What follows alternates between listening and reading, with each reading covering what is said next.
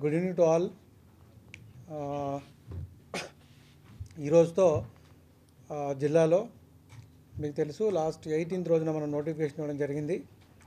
అలాగే 26th రోజున nominations scrutiny అంతా కూడా అయిపోయింది. ఈరోజు విత్డ్రాయల్స్ అన్నీ కూడా అయిపోయాయి. సో ఫైనల్గా ఇప్పుడు మనకి కంటెస్టింగ్ క్యాండిడేట్స్ అంటే బరిలో ఉన్నటువంటి వాళ్ళు ఎవరు అన్నది ఫైనలైజ్ అయింది ఈరోజు. సో దీనికి సంబంధించి నెక్స్ట్ స్లైడ్ వెళ్ళండి. ఒక చిన్న ప్రజెంటేషన్ మీకు మీ డీటెయిల్స్ కోసం. సో మీకు తెలిసి షెడ్యూల్ మీకు ఆల్రెడీ ఐడియా ఉంది. ఈరోజు 29వ తారీఖులో ఉన్నాం మనం. సో నెక్స్ట్ వచ్చేసి డేట్ ఆఫ్ పోల్ వచ్చి 13th ఉంటుంది. కౌంటింగ్ 4/6 June 4th ఉంటుంది నెక్స్ట్. సో ఇప్పుడు దాకా మనం ఓటర్ లిస్ట్ అంతా ఫైనలైజ్ చేసామండి. ఓటర్ లిస్ట్ ప్రింటింగ్ అంతా అయిపోయింది. సో ఒక 2 రోజుల్లో ఎల్లుండి political parties and contesting candidates meeting పెట్టి అందరికీ అందజేయడం జరుగుతుంది. సో ఫైనల్గా జిల్లాలో 12,91,716 మంది 6 కాన్స్టిట్యున్సీల్లో ఓటర్స్గా నమోదై ఉన్నారు. అలాగే సంతనూతలపాటు కూడా మన పార్లమెంట్ కాన్స్టిట్యున్సీకి వస్తుంది కాబట్టి అక్కడ కూడా కలిపి టోటల్గా 1.50 ఫర్ పార్లమెంట్కి సంబంధించినటువంటి ఓటర్స్గా నమోదై ఉన్నారు అందరు కూడా. Okay next. So these are the validly nominated candidates వీళ్ళందరూ కూడా. సో కృష్ణప్రసాద్ గారు, డొక్కా జగన్మోహన్ రావు గారు, Nandigam Suresh Babu, JD Seelam next. Then Kattapogu Vijay Kumar, Chinna Muralidhar, Nallamala Tirupatirao, Parre Kotaiah next. So Paladurga Vijayendrarao, Merugupala Sadasivarao, Katta Anand Babu, Katta Hemanand next.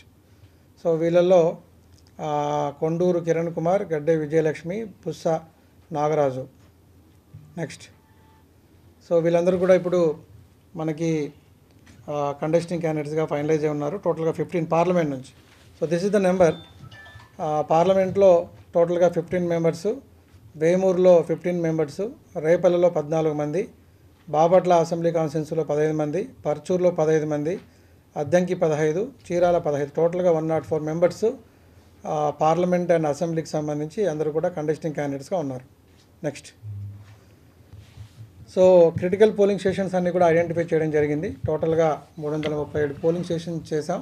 ఇవన్నీ కూడా ఐడెంటిఫై చేసి ఇక్కడంతా కూడా క్రిటికల్ పోలింగ్ స్టేషన్ అన్నింటిలో కూడా వీడియో కెమెరా ఉంటుంది, వెబ్కాస్టింగ్ ఉంటుంది, వాటితో పాటు మైక్రో అబ్జర్వర్ కూడా అపాయింట్ చేస్తాం. సో క్రిటికల్ అంటే ఎక్కడైతే మనకి లాస్ట్ ఇయర్ 90% ఓటింగ్ జరిగి ఒక పర్సన్కి 75% వచ్చింటే అటువంటివి తీసుకుంటాం.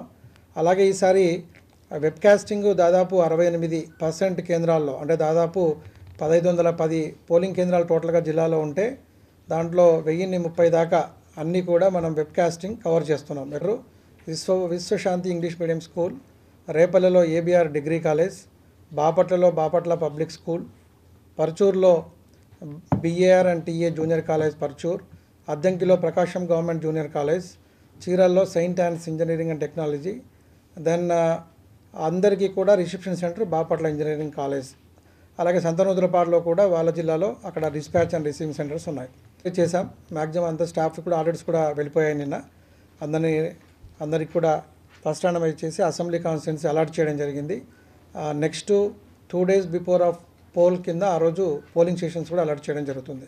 సో 100%తో పాటు 20% అదనంగా కూడా పోలింగ్ పర్సన్లు మనం అలాట్ చేసాం.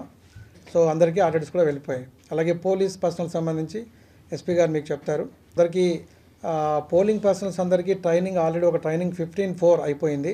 సెకండ్ ట్రైనింగ్ రేపు 1వ తారీఖు ఉంటుంది.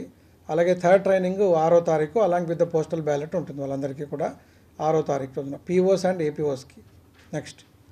సో అలాగే ఈ డిస్పాచ్ అరేంజ్మెంట్స్ సంబంధించి ఎక్కడెక్కడ పెట్టామన్నది ఇక్కడ క్లియర్గా లొకేషన్స్తో పాటు ఇచ్చాము. ఆల్రెడీ మీకు ఎక్స్ప్లెయిన్ చేశాను.